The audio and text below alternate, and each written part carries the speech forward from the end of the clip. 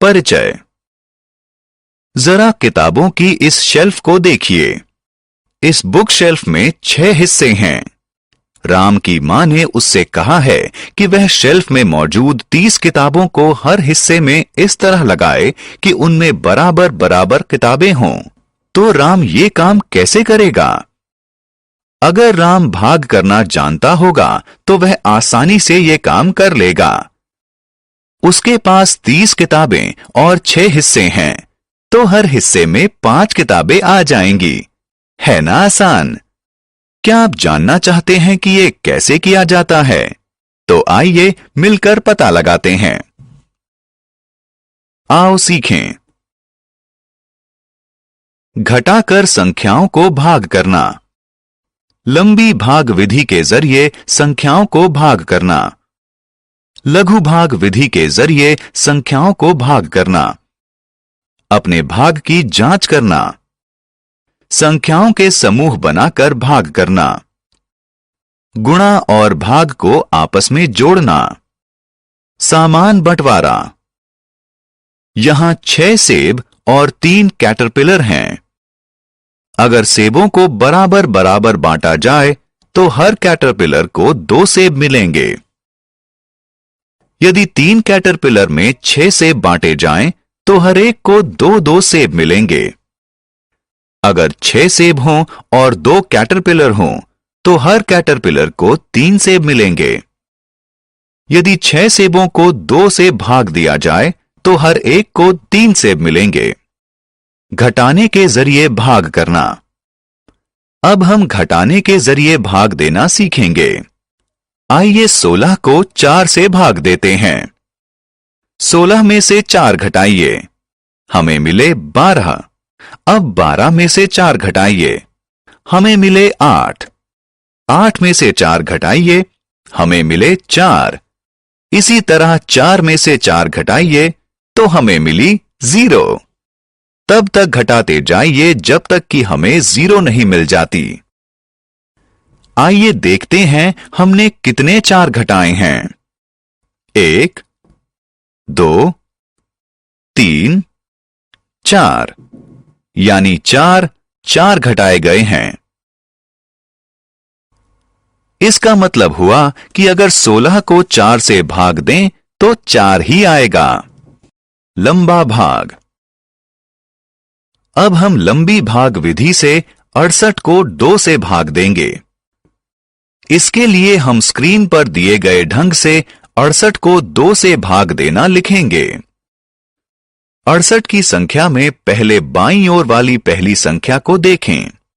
हम बाईं ओर से भाग करना शुरू करेंगे। पहले हम 6 को 2 से भाग करेंगे। 6 को 2 से भाग करने पर 3 आता है, तो हम इस 3 को 6 के ऊपर रख देंगे। 3 और 2 को गुणा करिए और इसके उत्तर को 6 के नीचे रख दीजिए। अब हम घटाएंगे। 6 में से 6 घटाने पर मिलता है 0। अब हम दूसरी संख्या की तरफ आते हैं। हम 8 को 2 से भाग देंगे। 8 को 2 से भाग देने पर मिलता है 4, तो हम इस 4 को 8 के ऊपर रख देंगे। 4 और 2 की गुणा करिए और उत्तर को 8 के नीचे लिखिए। अब 8 को 8 में से घटाइए, जवाब मिलेगा 0, यानी नीचे हमें मिली 0 और जवाब है 34। तो यहां 68 लाभांश यानी बांटी जाने वाली संख्या है और 2 भाजक यानी बांटने वाली संख्या है। 34 भागफल है और शेषफल है 0। शेषफल के साथ लंबा भाग। आइए भाग से जुड़े एक और सवाल को हल करते हैं। 25 को 3 से भाग करिए। 25 में बाईं ओर से पहली संख्या है 2। क्या हम 2 को 3 से भाग कर सकते हैं? नहीं, 3 को 2 द्वारा भाग नहीं दिया जा सकता। इसलिए हम 25 से दोनों संख्याओं को लेंगे। अब 25 को 3 से भाग कीजिए। हम जानते हैं कि अगर 3 को 8 से गुणा किया जाए तो संख्या मिलेगी 24, और अगर 3 को 9 से गुणा करें तो परिणाम होगा 27। 27 25 से ज्यादा है, तो हम 3 को 8 से गुणा करके 24 संख्या को लेंगे। तो 8 को 25 के ऊपर रखिए और उत्तर को 25 के नीचे रखिए। अब घटाइए। 25 में से 24 घटाने पर मिलता है 1। हमें मालूम है 3 25 को भाग नहीं दे सकता, क्योंकि 1 शेषफल के रूप में बचता है। यहां 25 लाभांश है और 3 भाजक है। 8 भागफल है और शेषफल 1 है। 2 अंक वाली संख्या से लंबा भाग। आइए अब 948 को 2 अंक वाली एक संख्या 21 से भाग करते हैं। 948 लाभांश और 21 भाजक है। 9 को 21 से भाग नहीं दिया जा सकता, इसलिए लाभांश में बाएं से पहली 2 संख्याओं पर नजर डालिए। 94 को 21 से भाग दीजिए। 21 को 4 से गुणा करें तो 84 आता है। अब 4 को 94 के ऊपर लिखें और 84 को 94 के नीचे लिखें। 84 को 94 में से घटाएं और अपना उत्तर 84 के नीचे लिखें। अब लाभांश की अगली संख्या की ओर जाएं। अगली संख्या है 8। इस संख्या को नीचे ले आएं। अब ये संख्या हो गई 108। अब नई संख्या 108 को 21 से भाग करें। 21 और 5 की गुणा करें तो संख्या आती है 105। 5 को ऊपर रखें और उत्तर को 108 के नीचे रखें। 105 को 108 में से घटाएं। उत्तर है 3। 21 से 3 को भाग नहीं दिया जा सकता, इसलिए 3 है शेषफल और 45 है भागफल। लघु भाग विधि।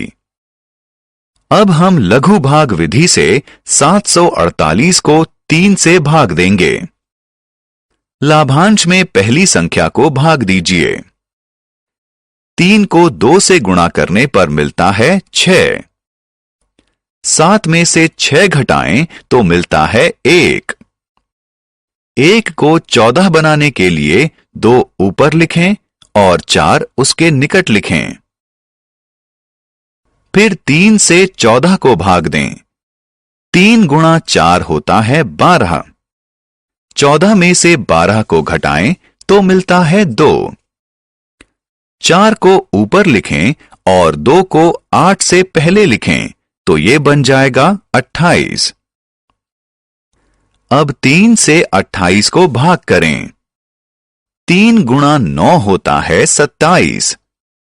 28 में से 27 घटाएं तो बचा 1। शेषफल के रूप में 1 आपका उत्तर है। अपने भाग की जांच करें। हमारे जवाब जानने का कोई ना कोई तरीका तो होगा। आइए अब इस पर एक नजर डालते हैं। आपको याद होगा अगर 15 को 3 से भाग दें तो उत्तर होगा 5। क्या ये उत्तर सही है? आइए जानते हैं।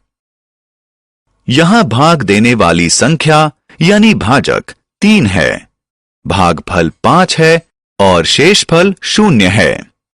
इस उत्तर की जांच करने के लिए हमें भाग देने वाली संख्या और भागफल की गुणा करके उसमें शेषफल को जोड़ना होगा। अगर हमारा उत्तर लाभांश जितना ही आता है तो फिर हमारा उत्तर सही है। यहां उत्तर है 15 और ये लाभांश के बराबर है। इसका मतलब है कि हमारा जवाब सही है। समूह में भाग। मेरे पास 36 मार्बल टाइलें हैं। मैं एक बॉक्स में 4 मार्बल टाइलों को रख सकता हूं, तो मुझे कितने बक्सों की जरूरत पड़ेगी? पहले बॉक्स में मैंने 4 टाइलें रखीं। अब मेरे पास 32 मार्बल टाइलें बची हैं। दूसरे बॉक्स में मैं 4 टाइलें और रखता हूं।